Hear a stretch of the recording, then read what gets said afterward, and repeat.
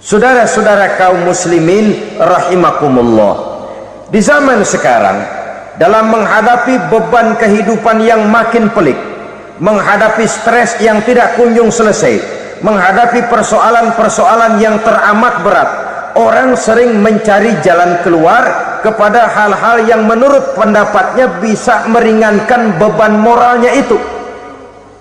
Pergilah dia mencari sesuatu yang dapat meringankan bebannya, dan tidak jarang yang jatuh ke pangkuan tukang-tukang tenung, ke pangkuan tukang-tukang sihir, yang mereka itu oleh Quran dijelaskan kadzabal munajjimun walau sodaku. Tukang-tukang tenung, tukang-tukang sihir, mereka itu bohong walaupun benar. Maksudnya bohong walaupun benar, artinya kalau yang mereka kerjakan benar, itu sih kebenaran.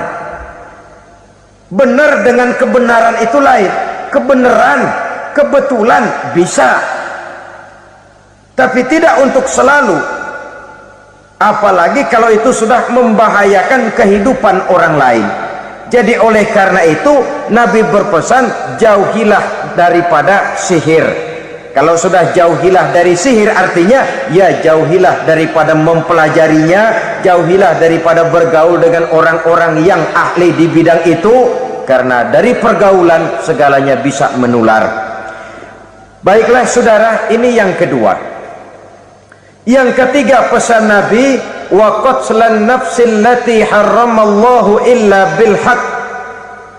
Membunuh orang lain dengan cara yang tidak benar, membunuh orang yang diharamkan oleh Allah Subhanahu wa ta'ala untuk melakukannya kecuali dengan alasan yang benar. Kita tahu Islam adalah agama damai, sesuai dengan namanya. Ia tidak dikembangkan dengan pedang dan kekerasan, ia dikembangkan dengan keteladanan dan tuntunan moral. Oleh karena Islam bukan agama kekerasan, Islam pun tidak mementingkan dan mengajarkan kekerasan kecuali dengan alasan yang benar dan bisa dipertanggungjawabkan. Membunuh dengan sengaja, menghilangkan nyawa orang lain tanpa alasan yang bisa dibenarkan adalah merupakan dosa besar dan satu di antara 7 perkara yang bisa mendatangkan kerusakan dalam kehidupan dan yang hendaknya harus kita jauhi. Saudara-saudara kaum muslimin rahimakumullah, beberapa waktu yang lalu di sebuah kota kecil yang indah bernama New Auckland. Saudara tahu New Auckland? Itu dari Gunung Kidul masih ngidul lagi. Pernah diadakan satu seminar yang membicarakan bagaimana menyelamatkan masyarakat manusia dari bahaya Perang Dunia Ketiga. Diperkirakan kalau terjadi Perang Dunia Ketiga, manusia tidak akan tersisa. Sebab apa? Pada waktu itu cadangan nuklir yang dimiliki oleh bersama Amerika dan Rusia konon sudah sanggup memusnahkan 6 miliar manusia pada saat jumlah manusia baru 5 miliar. Jadi kelebihan nuklir dunia ini. Kalau terjadi Perang Dunia Ketiga, sulit manusia untuk tersisa. Maka dibahaslah di dalam seminar itu, wah, supaya tidak terjadi Perang Dunia Ketiga, maka perlombaan membuat senjata-senjata canggih, alat-alat pembunuh modern harus segera dibatasi. Dibahas, tidak mungkin kita membatasi perlombaan membuat senjata. Kenapa? Makin maju ilmu dan teknologi, makin canggih senjata yang ditemukan. Atom sudah meningkat menjadi nuklir, nuklir sudah meningkat menjadi neutron, dan kita tahu bom yang bernama neutron ini bom yang cukup membunuh tanpa perlu merusak. Artinya kalau dia diledakkan di kota kita ini, bangunan utuh, jembatan tidak ambruk, rumah-rumah tetap berdiri, tapi semua yang bernama hidup mati. Itu katanya lebih sopan dari bom atom. Sebab kalau si atom ini sudah membunuh, merusak pula. Neutron cukup membunuh saja tanpa perlu merusak.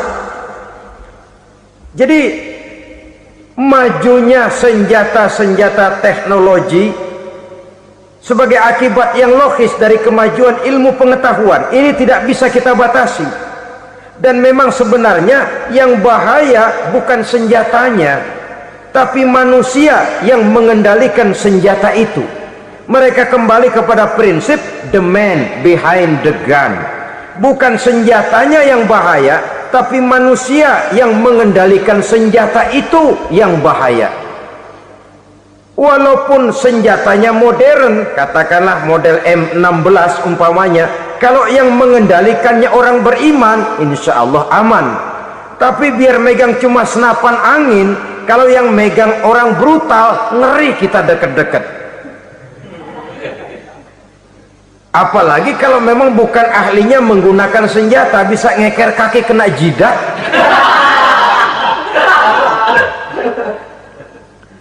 Mereka kembali kepada prinsip lama yang tetap baru. Bukan senjatanya yang harus dibatasi, manusia yang mengendalikan senjata itu yang perlu dibicarakan. Nah, kalau begitu, agar manusia tidak mempergunakan senjata sewenang-wenang, apa yang harus kita lakukan? Ya, manusianya harus bermoral.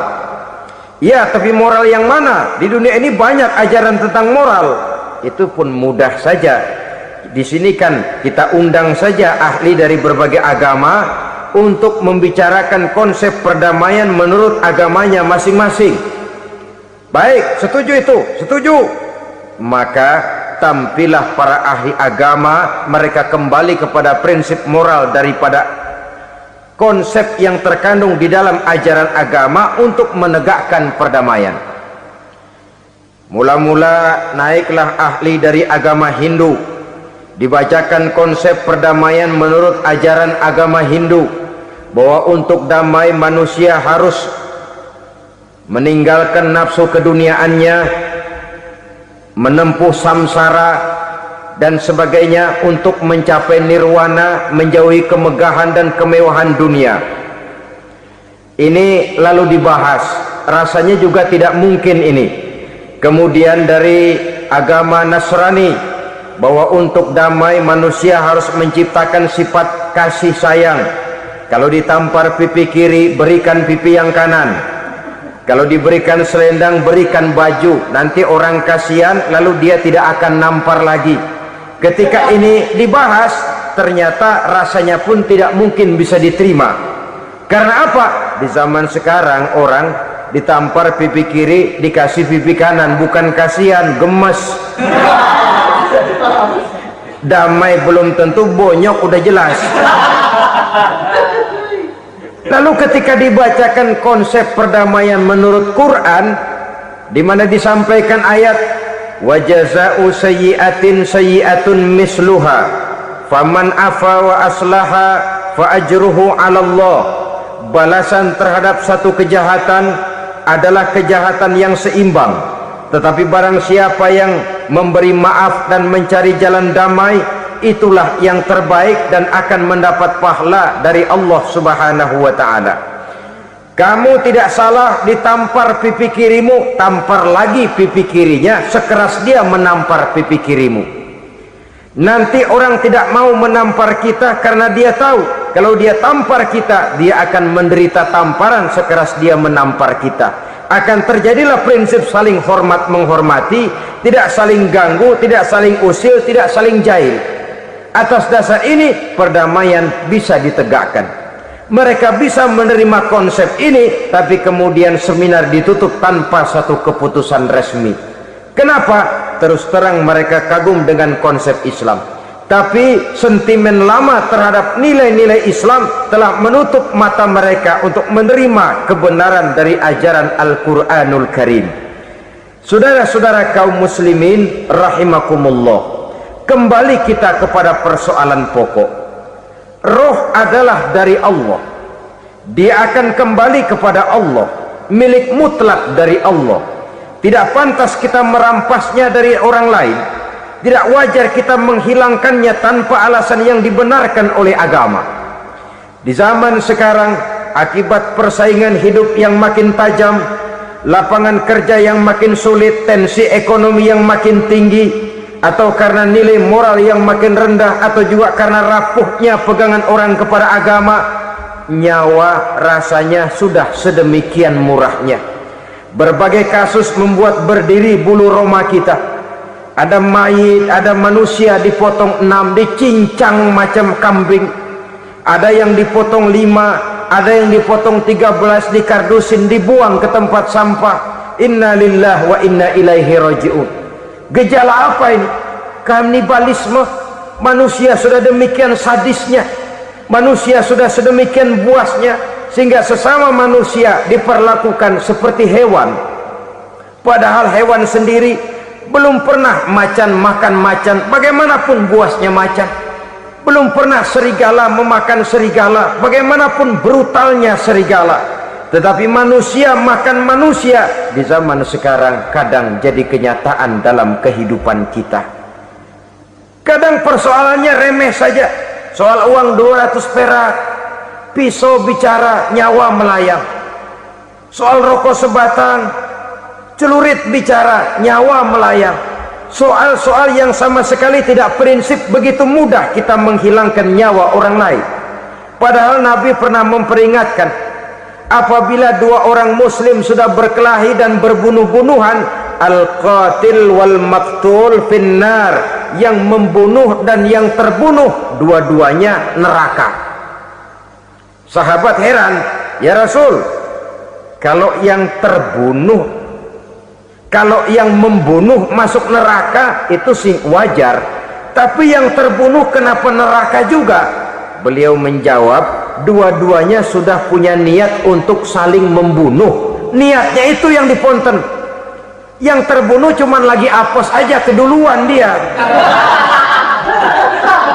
Umpama tidak terbunuh, pasti dia yang akan membunuh. Oleh karenanya al-qatil wal maktul, yang membunuh dan yang dibunuh finnar, dua-duanya masuk ke dalam neraka. Islam menghormati kehidupan, tidak hanya terbatas kepada sesama muslim. Orang-orang yang berlainan agama pun yang mau hidup berukun, damai, berdampingan dengan umat Islam, jiwa mereka, darah mereka dilindungi oleh nilai-nilai Islam yang disebut dengan kafir zimmi ini. Mengganggu mereka sama saja dengan mengganggu aku, kata Nabi. Jadi oleh karena itu, sayangilah sesama. Kehidupan adalah anugerah Allah, bukan wewenang kita untuk mencabutnya dari orang lain, bukan wewenang kita untuk merampas dan menghilangkannya dari orang lain. Apa yang tidak enak terjadi pada diri kita, begitu pula lah apabila terjadi pada diri orang lain.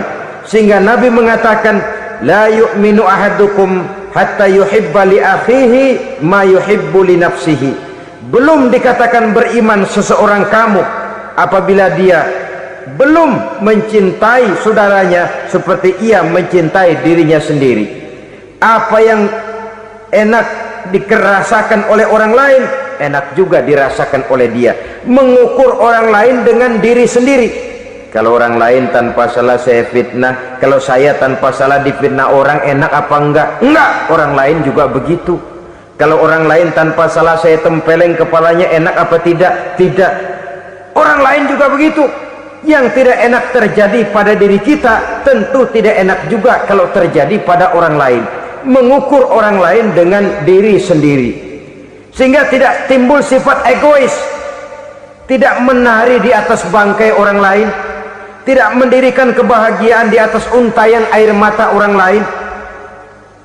Sehingga dengan demikian, saudara-saudara, dia bisa menghormati kehidupan, menghormati orang lain sebagaimana dia ingin dihormati. Inilah perbuatan ketiga yang merusak, membunuh orang lain dengan yang diharamkan Allah tanpa alasan yang benar. Yang ketiga.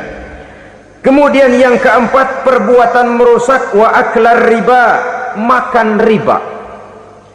Hidup adalah tolong menolong. Bahasa kerennya take and give katanya. saling memberi dan saling menerima. Nabi mengajarkan man quraba qurbatan min qurabid dunya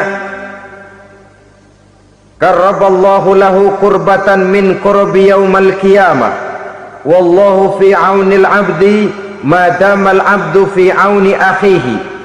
Siapa yang meringankan beban dari beban-beban yang diderita seseorang di dalam kehidupan dunia, Allah akan meringankan bebannya daripada beban-beban yang harus dipikulnya di hari kiamat nanti. Wallahu fi aunil abdi madamal abdu fi auni akhihi. Allah senantiasa akan menolong seorang hamba selama hamba itu masih mau menolong saudaranya. Allah selalu akan menolong seorang hamba selama hamba itu masih mau menolong saudaranya. Apabila kita sudah berpangku tangan terhadap kesulitan orang lain, biasanya pun pada saat kita mendapat kesulitan, kita akan sulit juga memperoleh pertolongan. Nah, riba alias renten, kedoknya adalah menolong orang, tapi sama juga bulu buntutnya dilepas, palanya dicekek. Menolong orang pada akhirnya menjadi beban bagi seseorang, dan memang mencari orang-orang yang berada dalam posisi kesulitan, biasanya di daerah-daerah di mana musim paceklik, jadi lapangan kerja sulit, sedangkan urusan perut tidak bisa ditunda. Akhirnya orang terjebak ke dalam rentenir, ke dalam riba, ke dalam renten. Bunga berbunga, sehingga satu saat jumlah bunganya bisa lebih besar dari jumlah pinjaman pokoknya. Kemudian kalau juga ternyata tidak bisa dibayar, rumah jadi taruhan. Memang rumah satu-satunya, begitu rumah ditarik mulain camping. Bukankah pada akhirnya akan mewariskan kesengsaraan? Oleh karena itu, kepada kita berusahalah jangan berhubungan dengan rentenir, jangan makan renten dan riba. Kepada mereka yang melaksanakan riba, walaupun mendatangkan keuntungan materi, tapi percayalah, harta yang didapat dengan jalan riba tidak akan membawa keberkahan. Manakala tidak membawa keberkahan, dia tidak akan mendatangkan ketenangan di dalam kehidupan kita. Oleh karenanya, memakan harta riba termasuk perbuatan yang merusak sendi-sendi kehidupan sosial, merusak kehidupan orang lain, merusak kehidupan masyarakat, tetangga, pergaulan, dan sebagainya. Yang kelima, wa akla malil yatim, memakan harta anak yatim dengan cara yang zalim. Nih, memang lezat. Anak yatim itu nggak tahu urusan apa-apa. Kita diamanahkan untuk mengurusinya. Kadang-kadang dibentuklah panitia penyantunan yatim piatu. Yatimnya mah tetap kelaparan, panitianya yang pada gendut.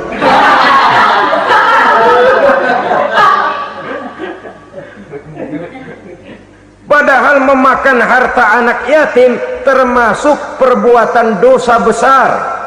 Dan menjantuni yatim merupakan perbuatan mulia. Nabi mengatakan, ana wa kafilul yatim kahataini yaumal qiyamah. Aku dan orang-orang yang menyantuni anak yatim seperti dua jari ini pada hari kiamat nanti. Dekat sekali. Jikalau ingin di hari akhir nanti dekat dengan Rasul, bersahabatlah dengan anak-anak yatim. Jadilah pengurus anak-anak yatim. Bangunlah panti-panti asuhan yatim. Pada saat bapak ibunya meninggal, kitalah yang menjadi orang tuanya. Bahkan sedemikian besar perhatian Islam terhadap anak-anak yatim ini, sehingga Quran memberikan peringatan, ara'aital ladzi yukadzibu biddin fadzalikal ladzi yad'ul yatim wa la yahuddu ala ta'amil miskin. Tahukah kamu siapa orang yang mendustakan agama? Beragama tapi dianggap dusta, solatnya dusta, puasanya dusta, karena agamanya sudah berdusta. Siapa mereka? Fazalikal ladzi yad'ul yatim. orang yang menyia-nyiakan anak yatim, wala yahuddu ala ta'amil miskin, dan tidak pernah memberi makan kepada orang-orang yang menderita kemiskinan. Menyia-nyiakan, meninggalkan anak yatim termasuk perbuatan yang divonis kita sebagai orang yang mendustakan agama. Saudara-saudara kaum muslimin rahimakumullah, maka sangat dicela mengeksploitir anak-anak yatim, menjadikan mereka sebagai kedok untuk mencari kekayaan pribadi. Tetapi jikalau ikhlas, ganjarannya sangat besar, nilai pahalanya sangat besar. Menyantuni yatim tidak hanya setahun sekali. Kalau Muharram pakai istilah lebaran yatim, dibentuklah panitia, diberilah beras, uang 45.000 rupiah, alhamdulillah. Tapi jangan lupa, si yatim tidak hidup cuma satu hari, dia tidak hidup cuma di bulan Muharram saja, dia hidup 12 bulan dalam setahun. Sebagaimana anak-anak yang lain, dia juga berhak punya masa depan, dia juga berhak menikmati bangku sekolah, dia berhak mengenyam arti dan makna pendidikan, dia berhak membekali diri dengan ilmu dan pengetahuan seperti halnya anak-anak yang lain. Maka kita yang diberikan keluasan oleh Allah, ingatlah itu, bersahabatlah dengan anak-anak yatim, santuni mereka. Perkara setahun sekali di bulan Muharram, alhamdulillah, itu bagus, bin Thayyib alias baik. Tapi tentu dan tentu, sekali lagi, si yatim tidak hanya hidup di bulan Muharram, dia hidup 12 bulan dalam setahun, 24 jam dan di dalam sehari. Oleh karenanya, menyia-nyiakan mereka pada saat posisi kita memang mampu akan memojokkan kita dalam satu posisi di mana kita dianggap sebagai orang yang mendustakan agama, memakan harta anak yatim dengan cara yang zolim. Bapaknya udah meninggal, kebunnya lebar, anaknya dikelecehin. Nah, dah kamu nggak usah pusing, nanti saya yang ngurus. Akhirnya bukan ngurus, nguras. Si yatim mungkin tidak tahu bahwa dia disia-siakan, haknya diambil, miliknya dizolimi. Tapi Allah yang akan membalasnya dengan seadil-adilnya. Maka makan harta anak yatim biasanya balasannya tokcer bin paten. Nggak banyak selang tempo itu, nggak percaya cobain dah. Nyobain aja kan nggak bayar, umpama memakan harta anak yatim dengan cara yang zolim, ganjarannya biasanya kontan. Kenapa? Ratapan si miskin, untayan air matanya, jeritan kepedihan hatinya, membuka pintu langit, permohonannya diijabah, getaran hatinya didengarkan oleh Allah, maka balasannya biasanya kontan, spontan, tidak menunggu waktu terlalu lama. Itu di dunia, belum lagi di akhirat nanti. Bukankah dalam riwayat Mi'raj diceritakan Nabi melihat di neraka itu orang perutnya sebesar rumah, la haula wala quwata, itu perut kayak rumah, bagaimana jalannya tuh?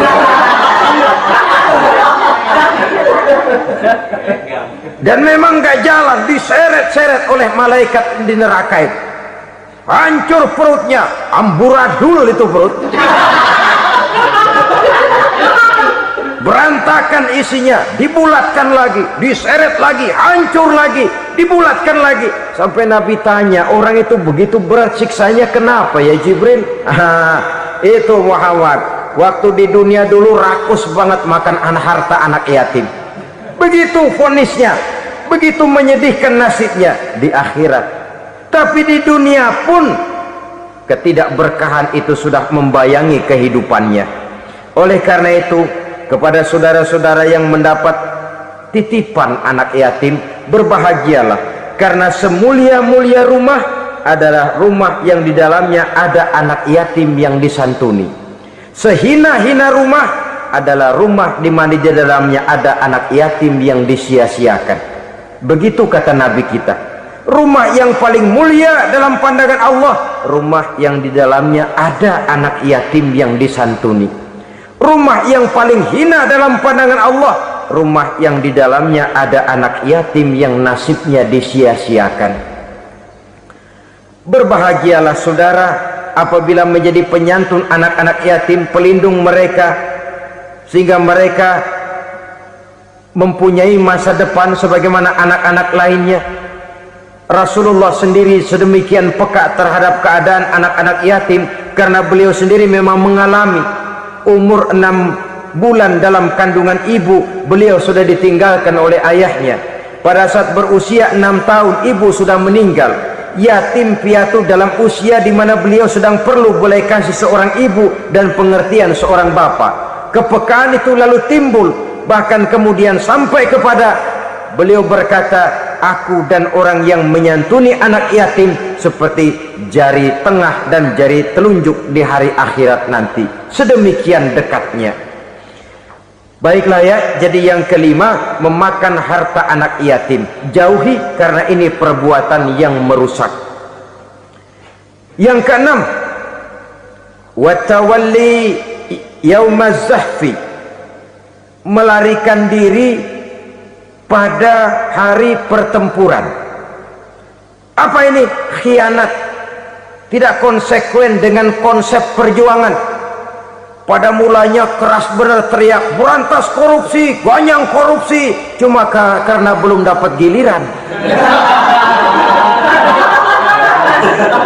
Begitu dia naik dapat kesempatan, korupsinya lebih edan dari yang diteriakinya.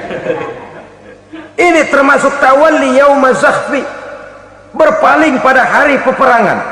Di saat menghadapi musuh, kalau belum kelihatan musuh, teriaknya nyaring bener, jangan takut demi kebenaran sampai titik darah yang paling penghabisan. Musuh belum kelihatan.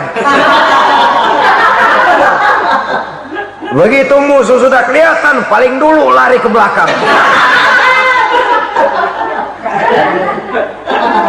Kalau diajak berjuang ada saja alasannya. Sehingga Quran memberikan peringatan kepada kita semua. Mengapa kamu ini berat? Kalau sudah diajak berjuang di jalan Allah, kakimu seperti terhunjam berakar di perut bumi. Berat untuk melangkah berjuang. Lari dari pertempuran tidak konsekuen dengan konsepsi perjuangan. Mau enaknya saja dalam kondisi yang sulit lalu berpangku tangan. Ini termasuk ciri munafik yang di dalam Al-Quran disindir dengan bahasa kullama adha'a lahum masyaufi wa iza azlama alaihim qamu. Waktu terang mereka jalan, giliran gelap mereka mandek. Artinya, maksudnya, kalau giliran ada untungnya aja rame-rame teriak Islam, tapi begitu diminta berjuang, dituntut berkorban, rame-rame mundur. Waktu dilihat di Islam ada untungnya, rame-rame teriak Islam. Pak, saya Islam banget, Pak. KTP saya Islam, Pak. Pokoknya Islam banget dah. Tapi ketika diminta berjuang, dituntut sedikit berkorban, rame-rame mengundurkan diri. Tahun 65 PKI berontak. Waduh, waktu itu jadi orang Islam untung itu. Nggak dikejar-kejar, aman. Masjid rame, masjid, mobil-mobil mewah parkir di depan musola dan masjid. Kenapa? Waktu itu asal udah ke masjid aman. Islam selamat, untung. Tapi begitu keadaan aman, yang parkir di musola beda butut melulu.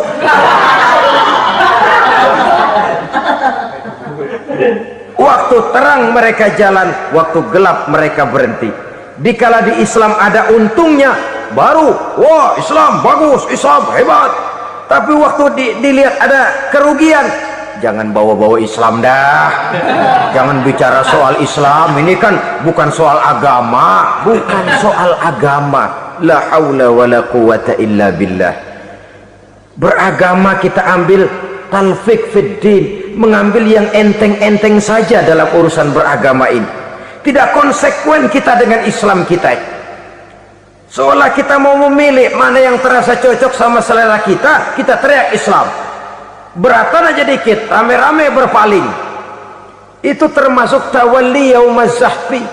Para pengkhianat mental-mental hipokrit yang tidak mau konsekuen menghadapi segala bahaya. Itu termasuk perbuatan yang merusak. Kenapa? Kalau cuma dia saja yang lari, mungkin tidak jadi soal. Tapi larinya ini akan mempengaruhi orang lain. Nah, pengaruhnya itu yang dicegah. Sebab kalau satu sudah mulai lari, yang lain mulai ngelirik. Ketika yang dilirik kemudian tidak ada reaksi, dia akan ikut lari. Artinya apa? Seorang muslim harus konsekuen dengan konsep perjuangannya, dengan keyakinan keagamaannya, dan tidak memilih yang enak-enak saja di dalam kehidupan beragama. Lari dari pertempuran, bermental khianat, mengkhianati agama, merupakan satu di antara sifat yang merusak. Terakhir saudara, wa qazfal muhsanatil ghafilatil mu'minat, menuduh perempuan baik-baik yang tidak tahu menahu tentang tuduhan yang dituduhkan kepadanya, menuduh perempuan mukmin yang baik-baik yang tidak tahu menahu tentang tuduhan yang dilakukan kepadanya. Fitnah lebih bahaya daripada pembunuhan. Orang yang tidak salah bisa hancur namanya, orang yang berniat baik bisa ambruk perjuangannya oleh karena fitnah. Sehingga dikatakan al-fitnatu asyaddu minal qatli, fitnah lebih bahaya daripada pembunuhan. Maka memfitnah ini termasuk satu dosa di antara 7 hal merusak yang harus kita jauhi semampu kita, semampu-mampunya. Mengupayakan sebisa-bisanya jangan sampai terjebak ke dalam hal yang demikian. Malas berusaha. Orang kalau sudah terlalu asik berkhayal, menghitung bintang di langit, malas berusaha. Kalau ada temannya kerja jadi buruh kasar, bawa hasil yang merupakan jeripaya dan peras keringat dia, 1 minggu bergaji 10-15 ribu, diketawain. Apaan gaji lu 10 ribu 15 ribu, entar gua nih kalau tembus 100 juta entar. Yang 10 ribu dan 15 ribu keringat orang itu dihina, itu dicela. Tetapi dia selalu menghitung, entar nih gua, entarnya wallahu a'lam. Saudara hadirin yang saya muliakan, timbullah sikap malas. Padahal di tengah negara sedang membangun di berbagai bidang kehidupan. Maka sifat malas ini merupakan musuh kita. Baik mengejar kemiskinan, baik mengejar kebodohan dan keterbelakangan kita di sektor-sektor lainnya. Alangkah akan terganggunya roda pembangunan di negara kita ini jikalau sebagian besar rakyat dihinggapi oleh penyakit malas, yang malas ini dilatar belakangi oleh penyakit tulul amal, terlalu muluk angan-angan, yang angan-angan ini dininabobokan oleh keinginan untuk mendapatkan untung yang besar tanpa peras keringat dan banting tulang.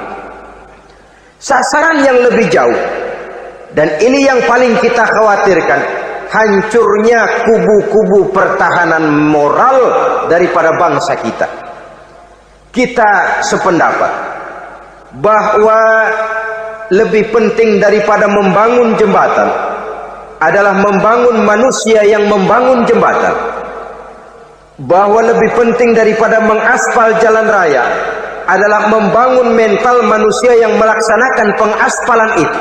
Dengan kata lain, membangun dan mempersiapkan manusia pembangunan. Tanpa itu, maka saya merasa khawatir kalau nanti kita tidak akan sampai kepada target yang kita harapkan oleh karena kandas di tengah jalan. Saudara-saudara kaum muslimin rahimakumullah, Islam sebagai agama yang mengajarkan manusia untuk berusaha dan mengeluarkan segala kemampuan untuk melaksanakan segala usahanya itu, sangat membenci sifat malas, sangat membenci sifat tulul amal atau panjang angan-angan. Dan oleh karena judi melahirkan 2 sifat itu, Islam sangat menganjurkan pengikutnya untuk menjauhi segala macam jenis perjudian. baik yang terang-terangan maupun yang dilakukan secara samar-samar, tidak ketara, judi canggih sesuai dengan canggihnya teknologi daripada manusia itu sendiri. Ini adalah penyakit yang meracuni masyarakat manusia dari sejak berpribadi, bertetangga, berumah tangga, sampai kepada berbangsa dan bernegara.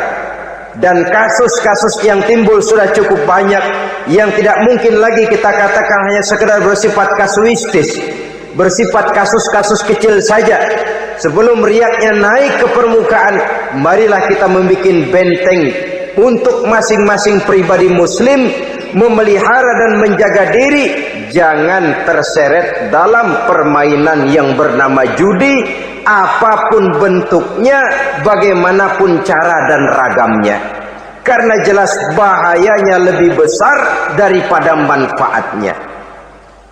Taruhlah kita barangkali kemarin-marin hanyut dalam arus perjudian, tetapi hendaknya kita bisa mengambil pelajaran bahwa seorang mukmin adalah seorang yang apabila dia melakukan kesalahan, dia segera sadar, dijadikannya pelajaran untuk tidak diulanginya lagi pada masa-masa yang akan datang.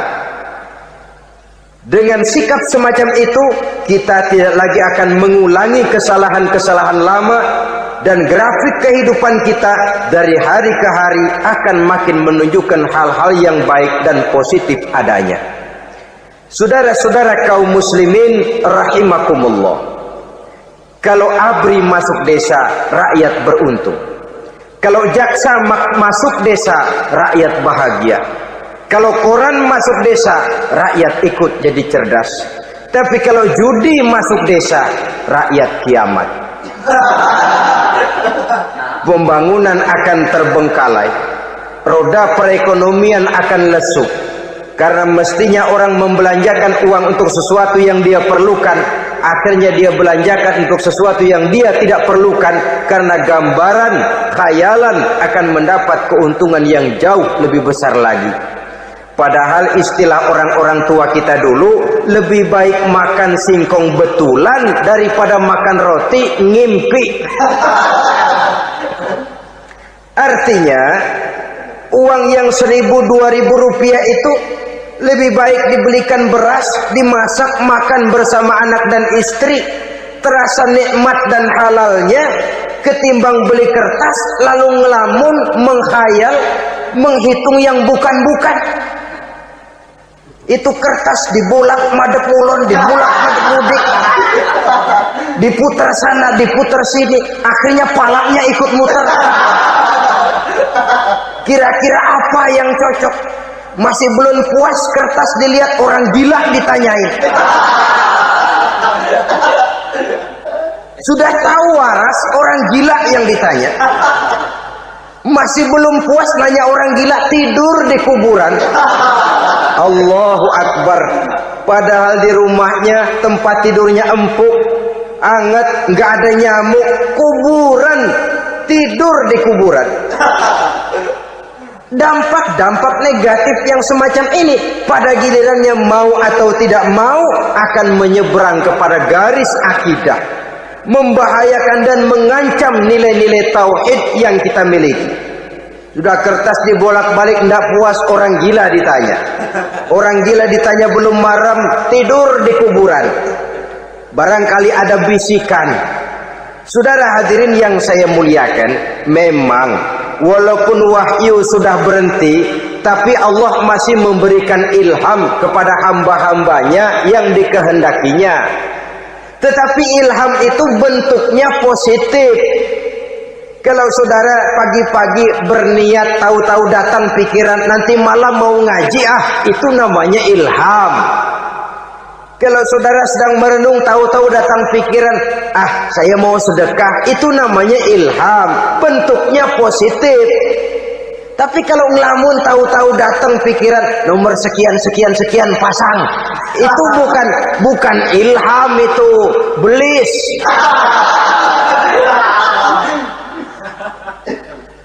Saudara hadirin yang saya muliakan, Tidak puas tidur di kuburan, cari yang lebih paten lagi, dukun ditanya. Nah, saya ingin menuduhkan persoalan. Apa tidak boleh orang ziarah kubur? Apa tidak boleh orang pergi ke dukun? Ini dalam kaitannya dengan judi, karena ini penyakit yang sudah merajalela, mewabah di kalangan masyarakat kita di lapisan yang bawah ini. Saudara hadirin yang saya muliakan, ziarah kubur bukan saja boleh, malah dianjurkan oleh Nabi. Tetapi ziarah kubur yang dianjurkan oleh Nabi itu dengan tujuan pertama, agar orang ingat kepada mati. Kafa bil mauti wa'izah, kata Nabi. Cukup dengan mengingat mati menjadi pelajaran bagi kamu semua. Maka etikanya diajarkan, kalau saudara ziarah kubur, sampai di depan pintu kubur itu kan, Assalamualaikum ya ahlal kubur wa inna insyaallahu bikum lahikun. Kami satu saat insya Allah pasti akan menyusul kamu. Kalau kamu sekarang berbaring di sini, satu saat kami akan berbaring di sini. Ziarah kubur mengingatkan orang kepada mati. Orang yang ingat kepada mati, gaya hidupnya lain dengan orang yang tidak ingat mati. Nah, orang kalau nggak ingat mati, gaya hidupnya nggak terkontrol. Kalau dia berkuasa, Fir'aun, itu nggak ingat mati. Kalau dia kaya, Korun. Sudah gambarannya nggak merupakan gambaran-gambaran yang baik. Orang yang ingat mati, dia berkuasa, dia berlaku adil. Suatu saat saya akan mati dan ini akan dimintakan pertanggungan jawab. Orang kaya ingat mati, dia akan jadi pemurah. Kenapa? Kalau saya diberikan ilmu, pertanyaan akhirat cuma satu, ilmumu kau amalkan untuk apa? Kalau saya diberikan umur panjang, pertanyaan akhirat cuma satu, umurmu kau habiskan di mana? Tapi jikalau saya diberikan harta, pertanyaan akhirat ada dua, hartamu kau dapat dari mana, kau belanjakan kemana? Depannya ditanya, belakangnya ditanya, dapat dari mana, dibelanjain kemana? Coba dua-duanya berkaitan dengan kegiatan. Kadang-kadang dapatnya dari jalan yang baik, tapi keluarnya ke tempat yang tidak baik, itu pun tidak betul.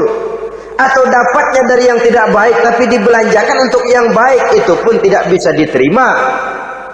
Oleh karenanya, dengan mengingat mati, gaya hidup seseorang jadi terkontrol karenanya.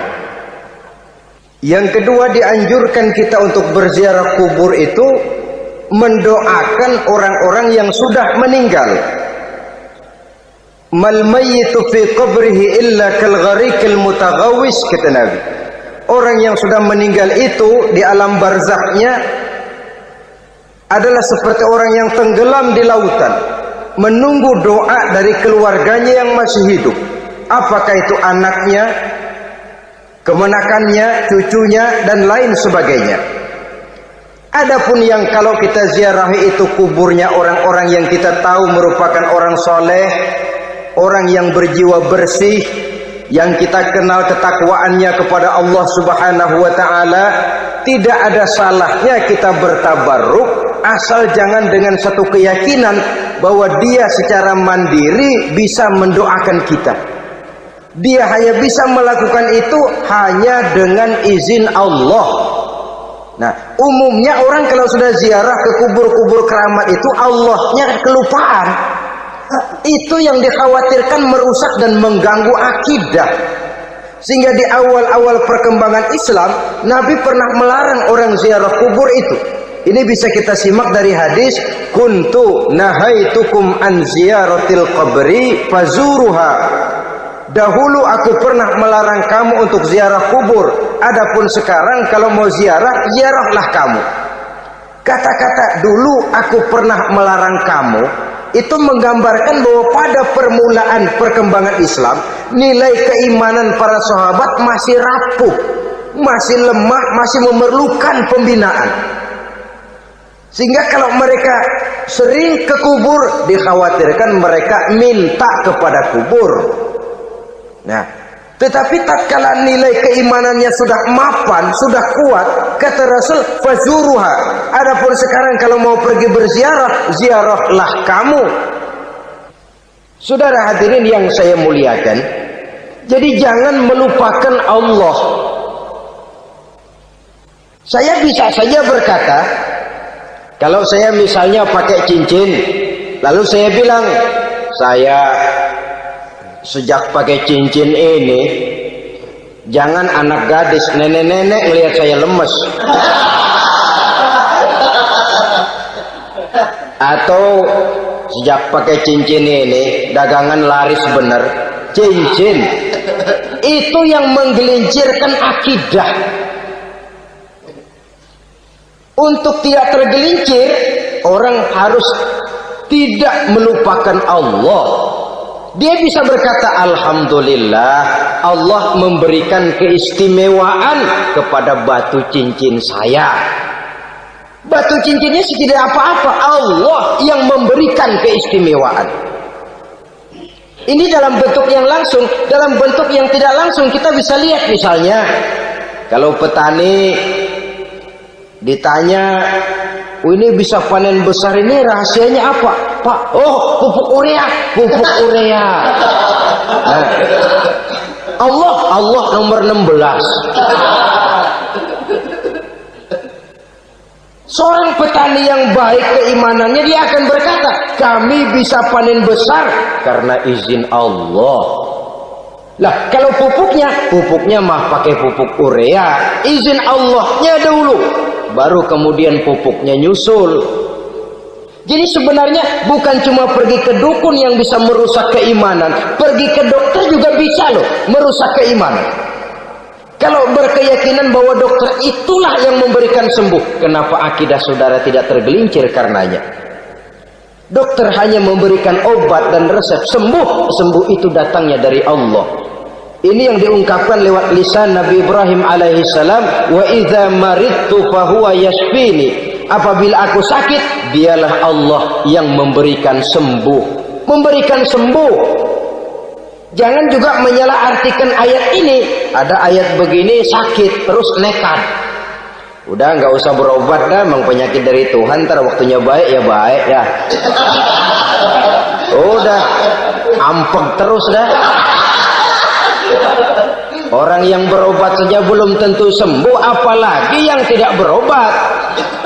Sama juga orang nggak sembahyang kita ajakin ngotot, lo juga yang sembahyang belum tentu masuk surga katanya. Lah yang sembahyang belum tentu masuk surga, bagaimana cengoran lo yang nggak sembahyang?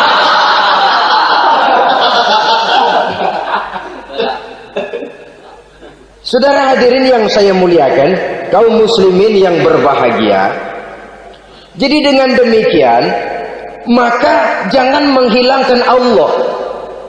Kita, ajaran pokok dalam Islam adalah ajaran tentang tauhid. Nah, tauhid ini menyangkut mengesahkan Allah, baik di dalam zatnya, baik di dalam sifatnya, baik di dalam perbuatannya, baik di dalam beribadah kepadanya. Tauhid dalam ibadah itu ada. Tauhid dalam zat artinya zat Allah itu tidak tersusun, tidak terdiri dari bagian-bagian yang bisa dipecah-pecah. Ya seperti kita ini kan ada kepala, ada kaki, ada tangan. Allah tidak tersusun zatnya dari bagian-bagian. Esa zatnya tidak bisa dibagi-bagi. Esa sifatnya artinya Allah itu sifatnya tidak pernah berubah. Sejak dahulu sampai sekarang Allah itu cinta kepada orang beriman yang melakukan kebaikan, dan Allah benci kepada orang kufur yang melakukan kejahatan. Mustahil satu saat Allah berubah. Orang kufur yang berbuat kejahatan didemenin, orang mukmin yang berbuat kebaikan dikeselin. Misalnya tahun 2000 Tuhan giliran jengkel sama orang mukmin. Itu mustahil. Dia esa di dalam sifatnya. Lain dengan sifat kita manusia. Sifat kita ini kan relatif. Ada saatnya kita senang, lain saat yang kita senang betul kita caci maki. Hari ini kita caci maki, besok kita puji. Lihat teman kaya, habis kita omongin, boleh jadi dia kaya. Kenapa? Dukunnya 36. Begitu kita habis caci maki begitu, dia datang ngasih duit sama kita. Cacian itu bisa berubah menjadi pujian. Lu ya emang bukan main dah. Sifat kita itu relatif, bisa terpengaruh oleh situasi dan kondisi. Saudara hadirin yang saya hormati, kaum muslimin yang berbahagia, Allah juga esa di dalam perbuatannya. Artinya di dalam menciptakan apapun yang akan diciptakan oleh Allah, di dalam melakukan apapun yang akan dilakukan oleh Allah, tidak terikat kepada faktor lain, tidak memerlukan bantuan lain. Dia adalah mutlak. Nah, kemudian kita mengesahkan Allah dalam zatnya, mengesahkan Allah dalam sifatnya, mengesahkan Allah dalam perbuatannya, belum tentu berarti kita mengesahkan Allah dalam ibadahnya. Sebab banyak orang yang yakin betul Allah itu esa, teguh dengan pendiriannya. Tuhan lu siapa? Allah. Allah bagaimana? Esa. Bagaimana kalau 2? Kagak. 3? Enggak. Mantap. Soal tahlil paten. Tapi dalam ibadah kadang-kadang dia tidak mentauhidkan Allah. Ini makna wa ma umiru illa liya'budullaha mukhlisin. Kami tidak memerintahkan kepadamu kecuali untuk beribadah kepadaku, kata Allah, dengan ikhlas. Beribadah kepada Allah dengan ikhlas itu artinya apa? Beribadah hanya untuk Allah saja. Nah, kalau hanya untuk Allah saja, lalu kita minta berdoa di depan kuburan orang yang soleh, apa syirik? Tidak syirik. Kalau kita berkeyakinan bahwa orang tempat kita memanjatkan doa itu hanya bisa mendoakan kita dengan izin Allah. Dia sendiri tidak punya kekuasaan apa-apa. Tanpa izin Allah, dia tidak bisa berbuat apa-apa. Itu tidak menyebabkan orang menjadi syirik. Sama saja dengan kalau saya berkata tadi, alhamdulillah Allah telah memberikan keistimewaan kepada batu cincin saya. Apa salahnya Allah memberikan keistimewaan kepada benda-benda mati? Allah memberikan keistimewaan kepada Hajar Aswad, benda mati. Allah memberikan keistimewaan kepada Masjidil Haram, benda mati. Allah memberikan keistimewaan kepada Ka'bah, benda mati. Orang tawaf keliling Ka'bah, sembahyang di Masjidil Haram, sujud menghadap kepada Ka'bah.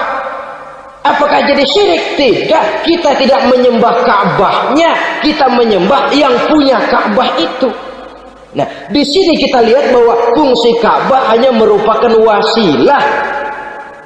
Tapi kalau Allahnya kita hilangkan, jadilah kita penyembah batu. Hanya saja batu itu berbentuk 4 bernama Ka'bah. Sa'i, orang yang melaksanakan haji, lari-lari antara Safa dan Marwah, amalan apa itu? Seakan-akan kita menghormati bukit-bukit, gunung-gunung. Tapi bukan itu yang kita tuju dalam pelaksanaan sa'i itu. Yang kita tuju adalah ini perintah Allah.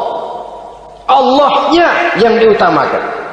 Maka hal semacam ini tidak menyebabkan orang menjadi syirik dan tergelincir dari tauhid.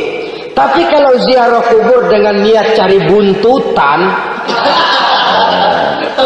cari nomor yang cocok, ini niatnya saja sudah salah. Nah, kalau berangkat dengan niat yang salah, sampai di sana saya yakin, seyakin-yakinnya amalannya pasti salah.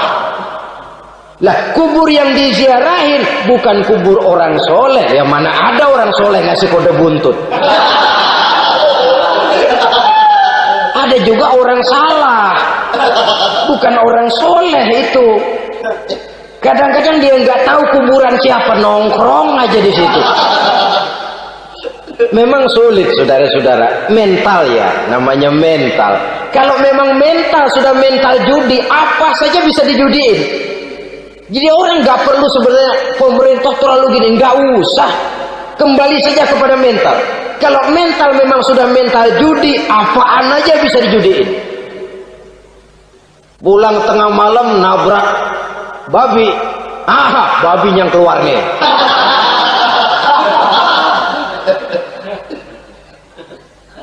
Mobil lewat nomornya bisa dijudiin. Bajai lewat bajai bisa dijudiin. Mental. Kalau memang mental sudah mental judi, apapun saja bisa dijudikan. Saudara hadirin yang saya muliakan, lalu bagaimana dengan dukun? Ya, saudara hadirin, pergi ke dukun hakikatnya sama dengan pergi ke dokter. Orang berusaha melaksanakan yang namanya syariat, hakikatnya kembalikan kepada Allah. Syariatnya kita laksanakan. Tetapi, yang pertama saudara harus tahu betul dukunnya itu bayang apa enggak, agamanya kuat apa enggak. Sebab ya tentu tidak ada dukun yang jelek, karena pada umumnya penyakit dukun itu kan nyohor, iklan lewat koleha-kolehanya. Kita bisul kecil datang, kita dukun, ini si kecil kemarin bisul kayak kelapa 5 menit baik. 5 menit padahal kemarin kagak ada yang datang. Diolah sedemikian rupa supaya orang mantap. Jadi jangan asal sembarangan. Kadang-kadang lihat potongan dukunnya aja kita ngeri. Mukanya sudah kremot, nggak pernah tersentuh air wudhu. Jangankan air wudhu, mandi aja jarang. Yang kayak begini yang dipegang mati-matian, yang dipercayai habis-habisan, akan kita kemanakan tauhid kita ini? Apalagi kalau perginya sudah dengan niat mencari nomor yang jitu. Itu saya katakan lagi tadi, berangkat saja sudah dengan niat yang salah. Orang berusaha silahkan. Sama juga kita ke dokter. Oleh dokter kan setelah diperiksa penyakit kita, lalu dianalisa, ini penyakitnya ini. Kemudian diberikan obat. Lah, obat itu kan tentu ada aturan minumnya tuh. Yang kapsul ini sehari 3 kali, yang tablet ini sehari 2 kali. Kalau kita minumnya kelebihan, overdosis namanya. Saking pengen cepet baik, sekali minum 10 tablet. Ya memang nggak sakit-sakit lagi, tapi nggak hidup sudah. Habis. Kita pun dalam melaksanakan amalan hidup beragama begitu. Saudara datang kepada kiai, orang-orang soleh, meminta amalan, wiridan, itu jangan sampai overdosis. Tidak sesuai dengan kemampuan pribadi. Masih SD sudah minta matematika kelas SMP, celeng. Baru SMP sudah minta diajarkan filsafat kelas perguruan tinggi, semaput. Kenapa? Daya tampungnya nggak kuat. Emang ukuran secangkir, minta di sini seember, ya luber. Lebihnya nggak cukup. Kenapa? Yang diberikan, yang diamalkan tidak sesuai dengan makomnya, tidak sesuai dengan kemampuan yang ada pada dirinya. Saudara hadirin yang saya muliakan, akhirnya apa? Mencelakakan dirinya sendiri, ngawur. Baru sembahyang seminggu udah ngaku ketemu malaikat. Sembahyang ditemenin malaikat, lah sembahyang baru seminggu mulai. Itu malaikat iseng amat. Ya walaupun kalau Allah izinkan tidak mustahil, tapi kan tidak logik. Orang yang melaksanakan ibadah puluhan tahun memerlukan riyadhah dan latihan, khusyuk dan tawadhu, penuh tazallul, merendahkan diri di hadapan Allah, belum tentu mendapat karunia yang semacam itu. Saudara hadirin yang saya muliakan, jadi dengan kata lain, yang pertama lihatlah dulu kualitas dukun yang akan saudara datangi itu. ini kualitas black apa kualitas white, aspal apa cat putih, sehingga jangan sampai kita salah pilih. Sebab biasanya orang kalau sudah hanyut di kali, rumput pun dia pegangin. Dia tahu kalau rumput tidak akan bisa menahan bobot badannya, tapi karena posisinya posisi terjepit, rumput pun dia pegang. Ini satu gambaran psikologis betapa orang dalam keadaan panik, kepepet, kejepit, yang tidak mestinya dipegang pun akan dipegangnya juga. Walaupun dia tahu itu tidak akan bisa menahan bobot badannya, namun dipegangnya juga. Oleh karenanya, yang pertama, lihat dulu kualitas dukunnya. Yang kedua, saudara-saudara, jangan berkeyakinan bahwa dukun itulah yang memberikan permintaan saudara. Si dukun hanya bisa dengan izin Allah. Malas berusaha. Orang kalau sudah terlalu asik berkhayal, menghitung bintang di langit, malas berusaha. Kalau ada temannya kerja jadi buruh kasar, bawa hasil yang merupakan jeripaya dan peras keringat dia, 1 minggu bergaji 10-15 ribu, diketawain. Apaan gaji lu 10 ribu 15 ribu? Entar gua nih kalau ketembus 100 juta entar. Yang 10 ribu dan 15 ribu keringat orang itu dihina, itu dicela. Tetapi dia selalu menghitung, entar nih gua. Entarnya wallahu a'lam. Saudara hadirin yang saya muliakan, timbullah sikap malas. Padahal di tengah negara sedang membangun di berbagai bidang kehidupan. Maka sifat malas ini merupakan musuh kita. Baik mengejar kemiskinan, baik mengejar kebodohan dan keterbelakangan kita di sektor-sektor lainnya. Alangkah akan terganggunya roda pembangunan di negara kita ini jikalau sebagian besar rakyat dihinggapi oleh penyakit malas, yang malas ini dilatar belakangi oleh penyakit tulul amal, terlalu muluk angan-angan, yang angan-angan ini dininabobokan oleh keinginan untuk mendapatkan untung yang besar tanpa peras keringat dan banting tulang. Sasaran yang lebih jauh, dan ini yang paling kita khawatirkan, hancurnya kubu-kubu pertahanan moral daripada bangsa kita. Kita sependapat bahwa lebih penting daripada membangun jembatan adalah membangun manusia yang membangun jembatan. Bahwa lebih penting daripada mengaspal jalan raya adalah membangun mental manusia yang melaksanakan pengaspalan itu. Dengan kata lain, membangun dan mempersiapkan manusia pembangunan. Tanpa itu, maka saya merasa khawatir kalau nanti kita tidak akan sampai kepada target yang kita harapkan oleh karena kandas di tengah jalan. Saudara-saudara kaum muslimin rahimakumullah, Islam sebagai agama yang mengajarkan manusia untuk berusaha dan mengeluarkan segala kemampuan untuk melaksanakan segala usahanya itu, sangat membenci sifat malas, sangat membenci sifat tulul amal atau panjang angan-angan. Dan oleh karena judi melahirkan dua sifat itu, Islam sangat menganjurkan pengikutnya untuk menjauhi segala macam jenis perjudian, baik yang terang-terangan maupun yang dilakukan secara samar-samar, tidak ketara, judi canggih sesuai dengan canggihnya teknologi daripada manusia itu sendiri. Ini adalah penyakit yang meracuni masyarakat manusia dari sejak berpribadi, bertetangga, berumah tangga, sampai kepada berbangsa dan bernegara.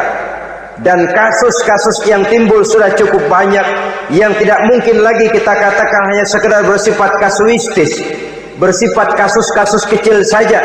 Sebelum riaknya naik ke permukaan, marilah kita membuat benteng untuk masing-masing pribadi muslim memelihara dan menjaga diri jangan terseret dalam permainan yang bernama judi, apapun bentuknya, bagaimanapun cara dan ragamnya. Karena jelas bahayanya lebih besar daripada manfaatnya. Taruhlah kita barangkali kemarin-marin hanyut dalam arus perjudian, tetapi hendaknya kita bisa mengambil pelajaran bahwa seorang mukmin adalah seorang yang apabila dia melakukan kesalahan, dia segera sadar, dijadikannya pelajaran untuk tidak diulanginya lagi pada masa-masa yang akan datang. Dengan sikap semacam itu, kita tidak lagi akan mengulangi kesalahan-kesalahan lama, dan grafik kehidupan kita dari hari ke hari akan makin menunjukkan hal-hal yang baik dan positif adanya. Saudara-saudara kaum muslimin rahimakumullah, kalau ABRI masuk desa, rakyat beruntung. Kalau jaksa masuk desa, rakyat bahagia. Kalau koran masuk desa, rakyat ikut jadi cerdas. Tapi kalau judi masuk desa, rakyat kiamat. Pembangunan akan terbengkalai, roda perekonomian akan lesu. Karena mestinya orang membelanjakan uang untuk sesuatu yang dia perlukan, akhirnya dia belanjakan untuk sesuatu yang dia tidak perlukan, karena gambaran, khayalan akan mendapat keuntungan yang jauh lebih besar lagi. Padahal istilah orang-orang tua kita dulu, lebih baik makan singkong betulan daripada makan roti ngimpi. Artinya uang yang 1.000-2.000 rupiah itu lebih baik dibelikan beras, dimasak, makan bersama anak dan istri, terasa nikmat dan halalnya, ketimbang beli kertas lalu ngelamun, menghayal, menghitung yang bukan-bukan. Itu kertas dibolak madep ulon, dibolak madep mudik, diputar sana, diputar sini, akhirnya palanya ikut muter. Kira-kira apa yang cocok? Masih belum puas, kertas dilihat, orang gila ditanyain. Sudah tahu waras, orang gila yang ditanya. Masih belum puas, nanya orang gila, tidur di kuburan. Allahu Akbar. Padahal di rumahnya tempat tidurnya empuk, anget, nggak ada nyamuk. Kuburan, tidur di kuburan. Dampak-dampak negatif yang semacam ini pada gilirannya mau atau tidak mau akan menyeberang kepada garis akidah, membahayakan dan mengancam nilai-nilai tauhid yang kita miliki. Sudah kertas dibolak-balik, tidak puas, orang gila ditanya. Orang gila ditanya belum maram, tidur di kuburan. Barangkali ada bisikan. Saudara hadirin yang saya muliakan, memang walaupun wahyu sudah berhenti, tapi Allah masih memberikan ilham kepada hamba-hambanya yang dikehendakinya. Tetapi ilham itu bentuknya positif. Kalau saudara pagi-pagi berniat, tahu-tahu datang pikiran nanti malam mau ngaji, itu namanya ilham. Kalau saudara sedang merenung, tahu-tahu datang pikiran, saya mau sedekah, itu namanya ilham, bentuknya positif. Tapi kalau ngelamun, tahu-tahu datang pikiran nomor sekian sekian sekian pasang, itu bukan ilham, itu belis.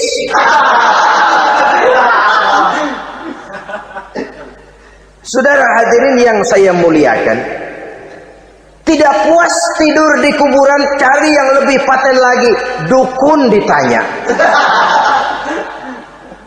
Nah, saya ingin menuduhkan persoalan. Apa tidak boleh orang ziarah kubur? Apa tidak boleh orang pergi ke dukun? Ini dalam kaitannya dengan judi, karena ini penyakit yang sudah merajalela, mewabah di kalangan masyarakat kita di lapisan yang bawah ini.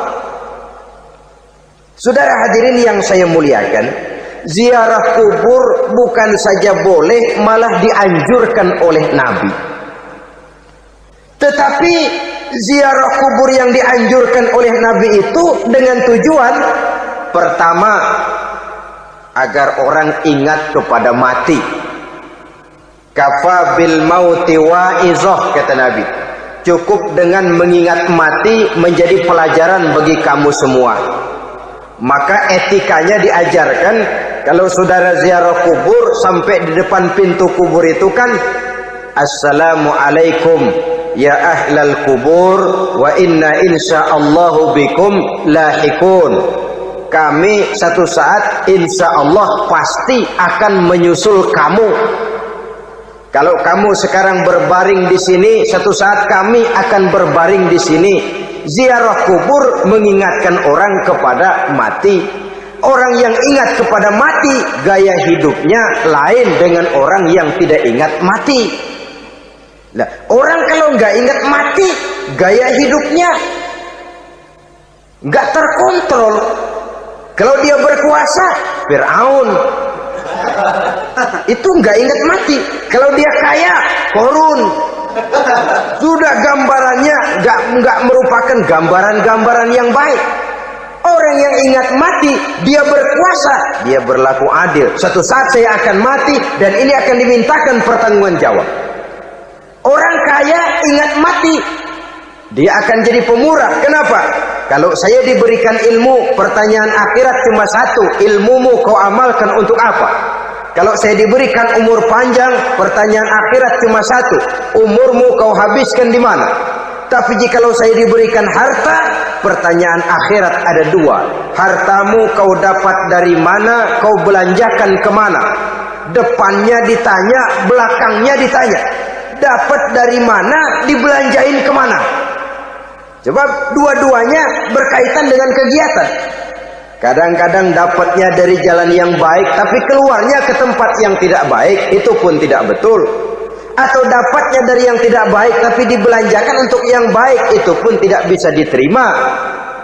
Oleh karenanya, dengan mengingat mati, gaya hidup seseorang jadi terkontrol karenanya. Yang kedua, dianjurkan kita untuk berziarah kubur itu mendoakan orang-orang yang sudah meninggal. Mal mayyitu fi qabrihi illa kal gharikil mutaghawis, kata Nabi. Orang yang sudah meninggal itu di alam barzakhnya adalah seperti orang yang tenggelam di lautan, menunggu doa dari keluarganya yang masih hidup. Apakah itu anaknya, kemenakannya, cucunya, dan lain sebagainya. Adapun yang kalau kita ziarahi itu kuburnya orang-orang yang kita tahu merupakan orang soleh, orang yang berjiwa bersih, yang kita kenal ketakwaannya kepada Allah Subhanahu wa ta'ala, tidak ada salahnya kita bertabarruk, asal jangan dengan satu keyakinan bahwa dia secara mandiri bisa mendoakan kita. Dia hanya bisa melakukan itu hanya dengan izin Allah. Nah, umumnya orang kalau sudah ziarah ke kubur-kubur keramat itu Allahnya kelupaan. Itu yang dikhawatirkan merusak dan mengganggu akidah. Sehingga di awal-awal perkembangan Islam, Nabi pernah melarang orang ziarah kubur itu. Ini bisa kita simak dari hadis, kuntu nahaitukum an ziyaratil qabri fazuruha. Dahulu aku pernah melarang kamu untuk ziarah kubur. Adapun sekarang kalau mau ziarah, ziarahlah kamu. Kata-kata dulu aku pernah melarang kamu itu menggambarkan bahwa pada permulaan perkembangan Islam, nilai keimanan para sahabat masih rapuh, masih lemah, masih memerlukan pembinaan. Sehingga kalau mereka sering ke kubur, dikhawatirkan mereka minta kepada kubur. Nah, tetapi tatkala nilai keimanannya sudah mapan, sudah kuat, kata Rasul, fazuruha. Adapun sekarang kalau mau pergi berziarah, ziarahlah kamu. Saudara hadirin yang saya muliakan, jadi jangan melupakan Allah.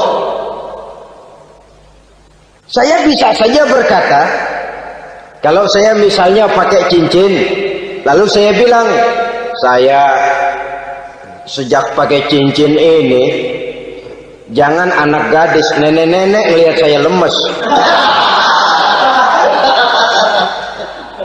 Atau sejak pakai cincin ini, dagangan laris bener. Cincin itu yang menggelincirkan akidah. Untuk tidak tergelincir, orang harus tidak melupakan Allah. Dia bisa berkata, alhamdulillah, Allah memberikan keistimewaan kepada batu cincin saya. Batu cincinnya tidak apa-apa, Allah yang memberikan keistimewaan. Ini dalam bentuk yang langsung. Dalam bentuk yang tidak langsung kita bisa lihat, misalnya kalau petani ditanya, ini bisa panen besar ini rahasianya apa, Pak? Oh, pupuk urea, pupuk urea. Nah, Allah nomor 16. Seorang petani yang baik keimanannya, dia akan berkata, kami bisa panen besar karena izin Allah. Lah, kalau pupuknya mah pakai pupuk urea, izin Allahnya dulu, baru kemudian pupuknya nyusul. Jadi sebenarnya bukan cuma pergi ke dukun yang bisa merusak keimanan, pergi ke dokter juga bisa loh merusak keimanan. Kalau berkeyakinan bahwa dokter itulah yang memberikan sembuh, kenapa akidah saudara tidak tergelincir karenanya? Dokter hanya memberikan obat dan resep, sembuh itu datangnya dari Allah.